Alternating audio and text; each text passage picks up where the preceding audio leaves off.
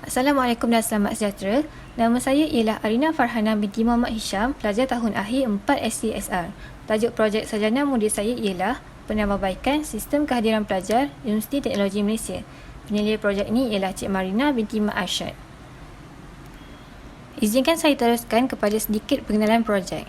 Projek ini merangkumi proses merekod kehadiran sehingga proses menerima surat amaran dan surat larangan peperiksaan.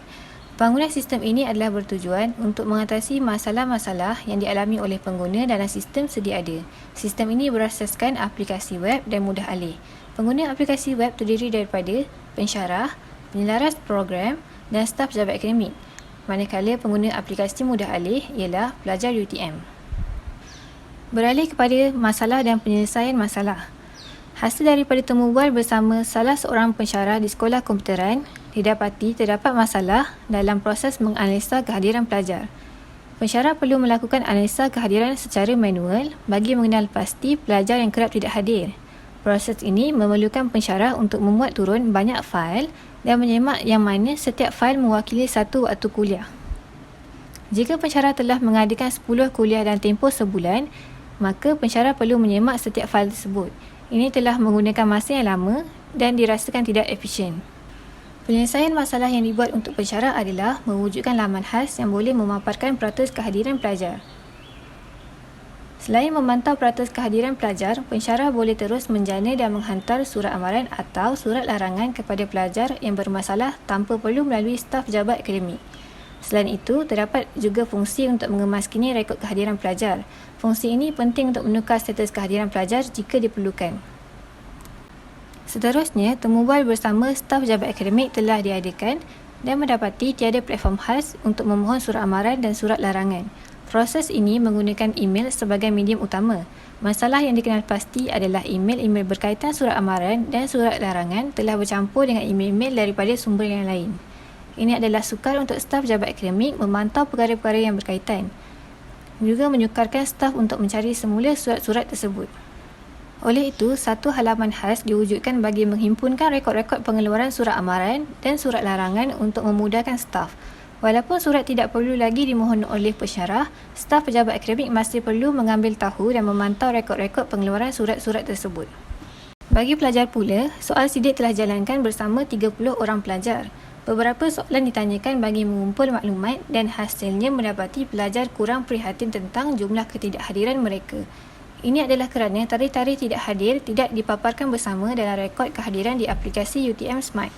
Untuk masalah ini, kebanyakan pelajar bersetuju untuk memaparkan rekod kehadiran mereka bersama rekod tidak hadir bersebab dan tidak hadir tanpa sebab di aplikasi mudah alih. Objektif projek ini terdiri daripada 3 perkara, iaitu yang pertama, mengkaji kekurangan yang terdapat dalam sistem sedia ada dan mengenal pasti penambahbaikan yang diperlukan untuk pembangunan sistem yang baru. Kemudian, mereka bentuk dan membangunkan sistem kehadiran pelajar UTM yang baru yang dapat memudahkan proses menganalisa kehadiran pelajar, mempercepatkan proses pengeluaran surat dan melahirkan pelajar yang lebih prihatin tentang kehadiran mereka ke kuliah.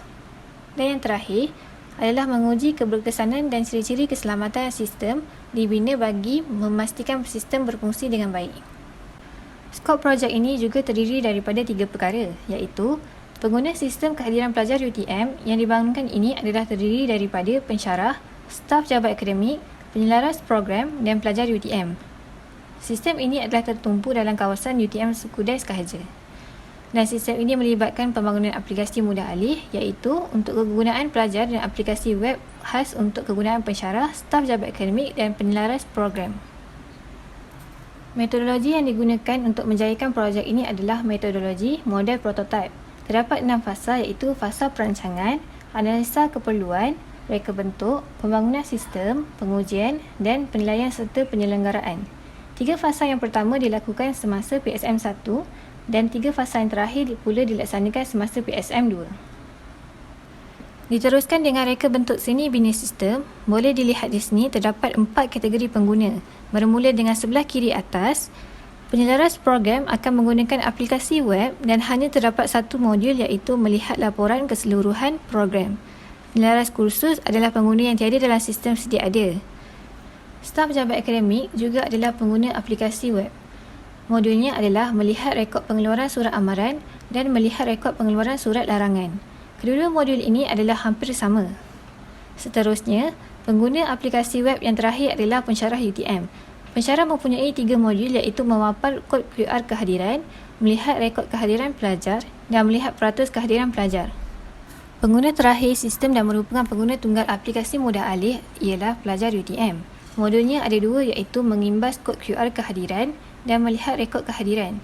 Bagi modul mengimbas kod QR, tiada penambahbaikan yang dirasakan perlu. Jadi, modul ini tidak difokuskan semasa pembangunan sistem. Seperti yang dilihat dalam raja, kesemua aplikasi perlu mempunyai capaian internet untuk mengakses sistem. Segala data yang berkaitan disimpan di MySQL. Sepanjang proses menyiapkan sistem ini, beberapa teknologi dan perisian digunakan. Untuk pembangunan sistem, Visual Studio Code digunakan sebagai medium untuk menulis dan menyunting kod pengatur caraan. Rangka kerja yang terlibat pula adalah Flutter untuk aplikasi mudah alih dan Laravel untuk aplikasi web. MySQL pula digunakan untuk pangkalan data. Sistem pengoperasian yang digunakan ialah Windows 10.